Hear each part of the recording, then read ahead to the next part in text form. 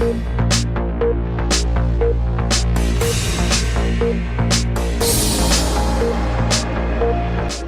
शफात हुसैन, राष्ट्रीय मंत्री भारतीय जनता पार्टी अल्पसंख्यक मोर्चा, और सरकार ने मुझे वक्फ विकास निगम में निदेशक और सदस्य के पद पर नियुक्त किया है।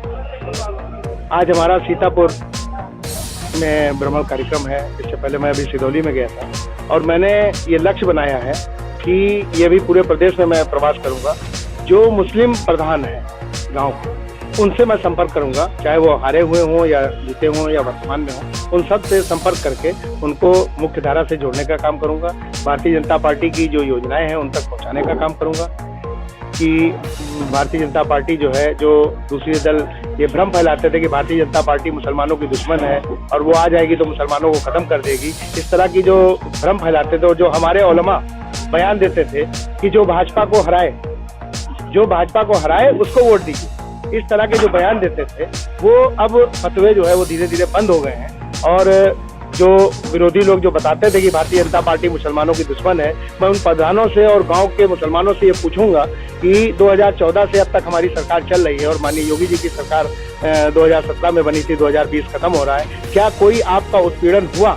इस तरह के सवाल मैं उनसे करूंगा जाकर के कि जो विपक्ष के लोग फैलाते हैं।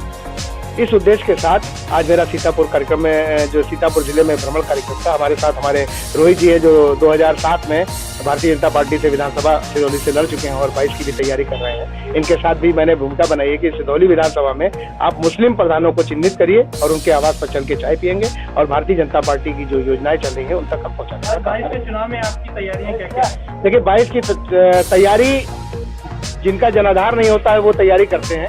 बिहार का चुनाव आप देख चुके हैं और हम अपने इस अल्पसंख्यक मोर्चा के कार्यकर्ताओं से और जो हमारे जिला अध्यक्ष हैं उनके साथ मिलकर हम ये पार्टी को विश्वास दिलाते हैं कि 2022 में 400 प्लस सीटें अल्पसंख्यक मोर्चा की मेहनत से जीतकर हमारी पार्टी आई। किसान बिल पर क्या कहें? देखिए, किसान बिल आप भी जानते हैं कि माननीय नरेंद्र मोदी जी ने जब कहा कि हम 130 करोड़ के प्रधानमंत्री हैं तो वो किसी का हित नहीं करेंगे, अहित नहीं करेंगे। और जो हमारे पंडित दीनदयाल जी थे, उन्होंने कहा कि अंत्योदय यानी पंक्ति में खड़े अंतिम व्यक्ति का उदय होना चाहिए।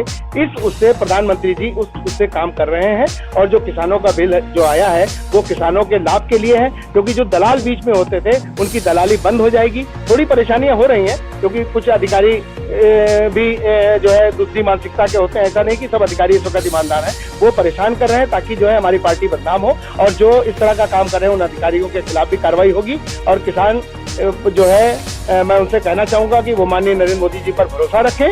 ये बिल उनके फायदे का है और वो कांग्रेस या अन्य दल जो अपनी जमीनें खो चुके हैं उनके बहकावे में ना है। ऐसा कहा जा रहा है कि किसानों के साथ अन्य दल के लोग उसमें जुट गए हैं, तो इसके बारे में क्या कहेंगे? विपक्ष के लोग भी हैं उसमें, कहा जा रहा है। देखिए, ये तो मीडिया हमसे ज्यादा बेहतर जानती है कि जो धरने पे बैठे हैं अगर उनसे पूछ लें किसकी शय पर हो रहा है, आखिर धरना हो रहा है तो किसकी शय पर होता है, कोई ना कोई शामिल है इसमें। तो जाहिर सी बात है, जो जनाधार खो चुके हैं वो भड़काने का काम कर रहे हैं हमारे किसान भाइयों को।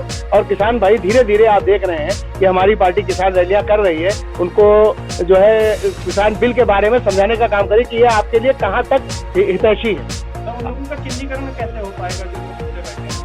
ये तो मीडिया के द्वारा हो सकता है। आप उनका इंटरव्यू लिए अपने आप खुल के सामने आ जाएंगे। ये तो आपका काम है, सच को सामने लाना।